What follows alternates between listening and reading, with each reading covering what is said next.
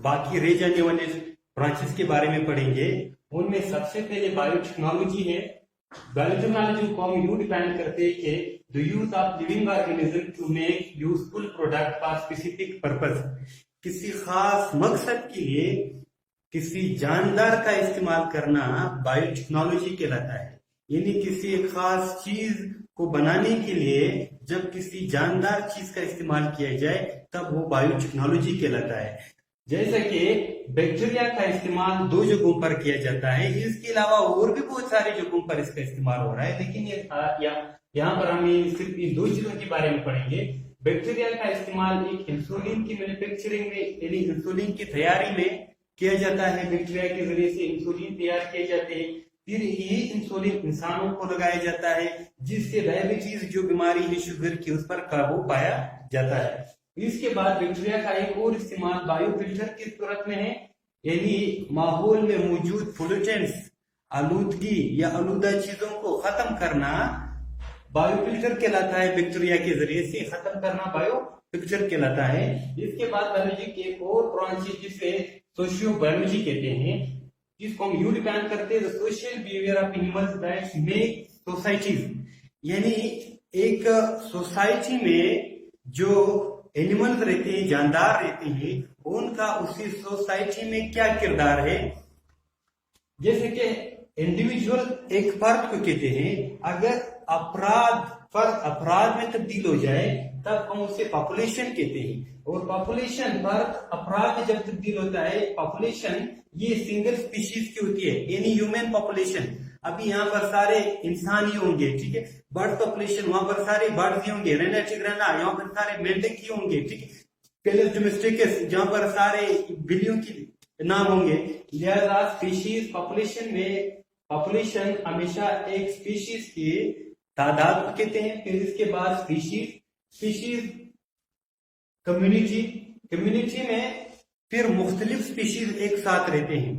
यानी जैसे हमारी कम्युनिटी में प्लांट्स भी है, एनिमल्स भी है। अब एनिमल्स की अपनी स्पीशीज है, प्लांट की अपनी स्पीशीज है, ये तमाम के तमाम एक ही सोसाइटी में रह रहे, एक ही कम्युनिटी में रह रहे। जब एक कम्युनिटी बना देते हैं तब उसी कम्युनिटी की जो हायर लेवल है उसको सोसाइटी कहते हैं। अब एक सोसाइटी में जब कोई जानदार है तो उसका किरदार क्या है। यानी सोसाइटी हमारे यहाँ आपको मालूम होनी चाहिए, एक्वेटिक सोसाइटी है, पानी वाली सोसाइटी, जहाँ पर मछलियां और पानी के पौधे रहते हैं। और पानी में भी 2 तरह की society, fresh water and salt water. इसके अलावा टेरेस्ट्रियल, खुश्की में रहने वाले जानदार, खुश्की पर रहने वाले जानदार। और इसके बाद एक और डिजर्ट में भी प्लांट्स होते हैं, और इसके अलावा डिजर्ट में एनिमल्स भी होते हैं। तो हर एक सोसाइटी में मौजूद जानदार एक दूसरे से क्या है, मुख्तलिफ होते हैं, और इनके फंक्शन भी क्या होते हैं, मुख्तलिफ होते हैं। लिहाजा अगर हम जानदारों के फंक्शन और इनके अफआल का मुतालिया इनके सोसाइटी से रिलेट करके करते हैं तब उसे सोशियो बायोलॉजी कहेंगे। इसके बाद पैरासाइटोलॉजी। ये पैरासाइटोलॉजी में हम पैरासाइट्स के बारे में पढ़ते हैं।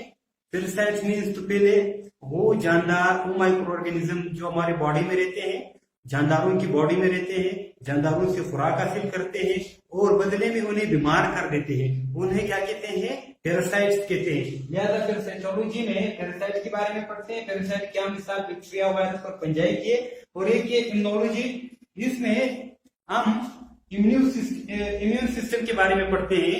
यानी हमारे बॉडी के अंदर एक इम्यून सिस्टम है। जब हमारी बॉडी में कोई एंटीजन आता है, यानी बाहर से कोई बैक्टीरिया, वायरस, फंजाई या कोई और ऐसी चीज आ जाए जिसका अंदर आना बॉडी के लिए खतरनाक हो, उसे एंटीजन कहते हैं। इसी एंटीजन के खिलाफ बॉडी व्हाइट ब्लड सेल्स की बदौलत एक एंटीबॉडीज बना देता है, और वो एंटीबॉडीज फिर एंटीजन के खिलाफ लड़ती है। अगर हमारी बॉडी में एंटीबॉडीज की मिकदार या व्हाइट ब्लड सेल्स बिल्कुल सही हो तब हम एंटीजन का मुकाबला बहुत आसानी से कर सकते हैं। लेकिन बाद औकात एंटीजन इतने ताकतवर होते हैं कि इनको खत्म करने के लिए हम मुख्तलिफ किस्म के मेडिसिन ले लेते हैं। अब हम इसके बाद हम मजीद बढ़ते हैं एंटोमोलॉजी की तरफ। एंटोमोलॉजी में branch of biology in which we study about insects. Entomology में हम लोग इंसेक्ट्स के बारे में पढ़ते हैं। दुनिया में मुख्तलिफ किस्म के इंसेक्ट्स पाए जाते हैं, उन तमाम इंसेक्ट्स का मुतालिया हम एंटोमोलॉजी में करेंगे। इसके बाद है जेनेटिक्स, ये इसमें जीन्स क्या है, इसके बाद जेनेटिक वेरिएशन, जीन में तब्दीलियां कैसे आती हैं, हेरिडिटी इन लिविंग ऑर्गेनिजम्स, बाप वालिदैन की खुशियात बेटों में औलाद में कैसे तब्दील हो जाते हैं या वहां पर कैसे पहुंच जाते हैं, यानी खुसूसियात का वालिदैन से बच्चों में मुंतकिल होना हेरिडिटी कहलाता है। और इसके अलावा जीन म्यूटेशन आप इसमें पढ़ेंगे, जेनेटिक वेरिएशन पढ़ेंगे, जिसका अलग चैप्टर आ रहा है उसी चैप्टर में पढ़ेंगे। और इसके बाद दूसरा ब्रांच है फार्माकोलॉजी। फार्माकोलॉजी में हम study of drugs and their effects on cells, tissue, organ and organisms. हम हमेशा एंटीजन के खिलाफ दवाइयों का इस्तेमाल करते हैं, वही दवाइयां हमारे सेल्स, हमारे टिश्यू, हमारे ऑर्गन और हमारे ऑर्गन सिस्टम पर असरअंदाज होते हैं। यही दवाइयां एक कंप्लीट मुकम्मल ऑर्गेनिज्म पर असरअंदाज होते हैं। जब हम दवाइयों का इस्तेमाल करते हैं एंटीजन के खिलाफ, उसके मुतालिए को ड्रग्स और इनके इफेक्ट्स को हम लोग फार्माकोलॉजी में स्टडी करेंगे कि एक दवाई का इस्तेमाल करने से सिर पर क्या असर पड़ता है, टिश्यू पर क्या असर पड़ता है, ऑर्गन पर क्या असर पड़ता है और पूरे ऑर्गेनिज्म की बॉडी पर कौन सा असर पड़ता है। इसके बाद हमारे यहाँ फार्माकोलॉजी में 4 किस्म के ड्रग आमतौर पर इस्तेमाल होते हैं मुख्तलिफ किस्म की बीमारियों के लिए। एंटीबायोटिक्स है, chemotherapy, radiotherapy, gene therapy. Antibiotics ये होती है जिस तरह से पंजाई से पेंसिलिन, पंजाई की बदौलत पेंसिलिन तैयार किए जाते हैं, फिर उसी पेंसिलिन का इस्तेमाल बैक्टीरिया के खिलाफ किया जाता है। यानी हमारी बॉडी में जब कोई बैक्टीरिया हो या कहीं पर जख्म हो तब पेंसिलिन का इस्तेमाल करते हैं। वही पेंसिलिन किसके खिलाफ काम करता है, बैक्टीरिया के खिलाफ काम करता है, तो इसको एंटीबायोटिक्स कहते हैं क्योंकि ये जिंदा चीज से हासिल की गई है। कीमोथेरापी वो ड्रग्स का इस्तेमाल है, बाद औकात केमिकल्स का इस्तेमाल करते हैं, दवाइयों का इस्तेमाल करते हैं।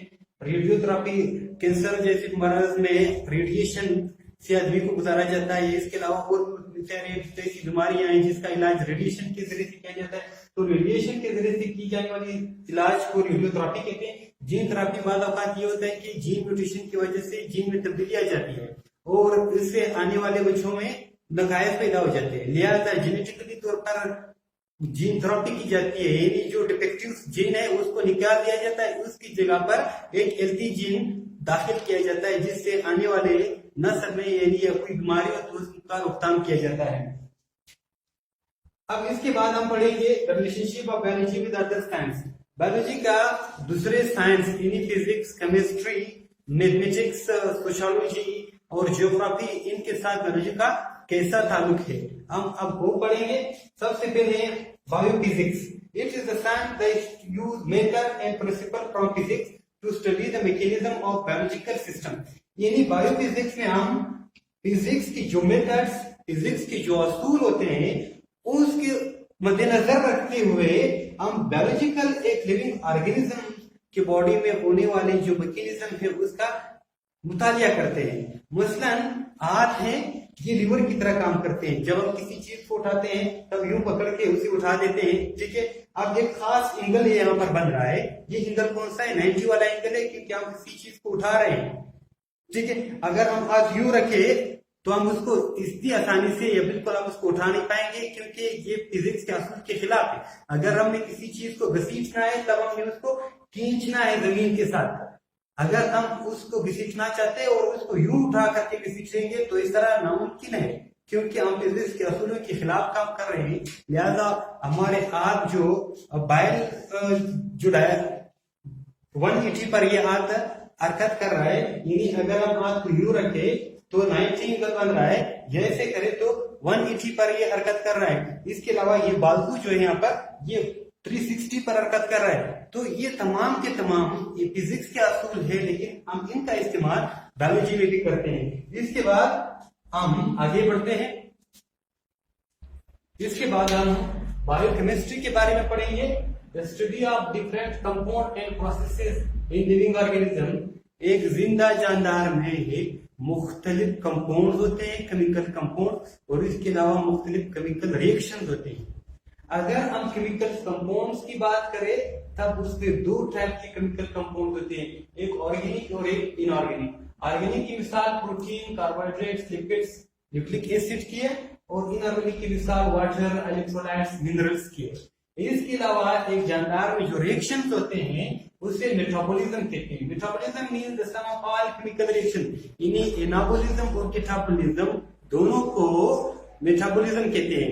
अब हम मेटाबॉलिज्म को दो हिस्सों में तकसीम किया जाता है, इन्हीं एनाबॉलिज्म और कैटाबॉलिज्म। एनाबॉलिज्म ये बिल्डिंग प्रोसेस है, इसमें मोनोमर्स मिलकर पॉलीमर्स बनाते हैं, यानी छोटे छोटे मॉलिक्यूल, माइक्रो मॉलिक्यूल मिलकर मैक्रो मॉलिक्यूल बनाते हैं। इसमें छोटे मॉलिक्यूल मिलकर बड़े मॉलिक्यूल बनाते हैं। Formation of large molecule by the combination of monomers.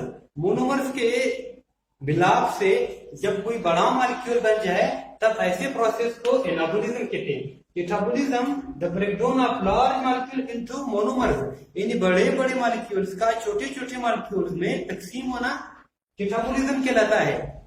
Catabolism में एनर्जी रिलीज होती है। इस प्रोसेस में जब बड़े बड़े मॉलिक्यूल छोटे मॉलिक्यूल में तब्दील हो जाते हैं तो इस प्रोसेस में एनर्जी रिलीज होती है। इस प्रोसेस को एक्सोथर्मिक कहते हैं क्योंकि एनर्जी रिलीज करते हैं। इसके अलावा एनाबॉलिज्म में एनर्जी यूज होती है, यहाँ पर एनर्जी एब्सॉर्ब होती है, इसलिए इसको एंडोथर्मिक रिएक्शन कहते हैं। एनाबॉलिज्म की मिसाल अमीनो एसिड आपस में मिलकर के प्रोटीन बना देते हैं। अमीनो एसिड चूंकि मोनोमर है, छोटे हैं, तो मिलकर बड़े मॉलिक्यूल प्रोटीन को बना देते हैं। और कैटाबॉलिज्म की मिसाल प्रोटीन है, प्रोटीन एक बड़ा मॉलिक्यूल है, ये इसको बाद में अमीनो एसिड में तब्दील किया जाता है, ये छोटे छोटे मोनोमर में तब्दील किया जाता है। इसके बाद एक और ब्रांच है बायोमैथमेटिक्स, यानी बायो का मैथमेटिक्स के साथ क्या लेना देना है। The use of mathematical tools and technique use in biological processes.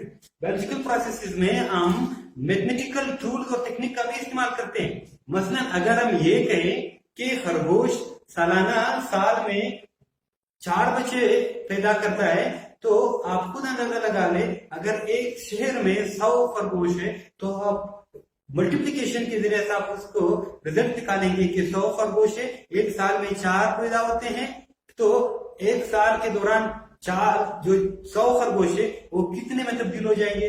या आप ये करें कि एक खास मुकाम पर परिंदों की तादाद 100 थी लेकिन अभी वहां पर 40 है, तो आपके पास आपको जब जो तकनीक यूज करोगे इसके फर्क को मालूम करने के लिए वो मैथमेटिकल टेक्निक ही होगा।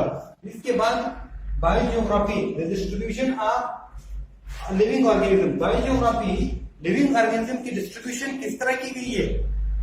देखिए एक्वेटिक फिशेज आपको कहीं सेरा में नजर नहीं आएंगे, फिशेज पानी में ही होते हैं। इसके अलावा जो टेरेस्ट्रियल ऑर्गेनिज्म है वो आपको पानी में नजर नहीं आएंगे। जो रिजर्व एनिमल्स है वो आपको ना एक्वेटिक और टेरेस्ट्रियल बट डिजर्ट में आपको नजर आएंगे। हर एक जानदार के रहने का एक खास मुकाम है, वो की डिस्ट्रीब्यूशन की गई है दुनिया में। तो अगर हम बायोलॉजी के हिसाब से जियोग्राफी का मुतालिया करते हैं कि जानदार कहाँ कहाँ रहते हैं तो उसको बायो जियोग्राफी कहते हैं। और इसके बाद bio economics, the study of living resources using economic model. अगर हम जानदारों का मुतालिया इकोनॉमिकली तौर पर करें तब उसे बायो इकोनॉमिक्स कहते हैं। मसलन पोल्ट्री बिजनेस है कि बिजनेस इसके स्टार्ट में इतनी ही लागत आएगी और इससे हमें इतना ही प्रॉफिट होगा, ये बायो इकोनॉमिक्स है। साल में इतनी गंदम हम बोएंगे और फिर बाद में इतने काटेंगे, ये क्या बायो इकोनॉमिक्स है। जानदारों का या जिंदा जानदारों का ऐसा इस्तेमाल या उनका इकोनॉमिक तौर पर इनका हिसाब निकालना बायो इकोनॉमिक्स कहलाता है। इंशाल्लाह मजीद फिर हम नेक्स्ट लेक्चर में पढ़ेंगे। फिलहाल इतना ही, अल्लाह हाफिज।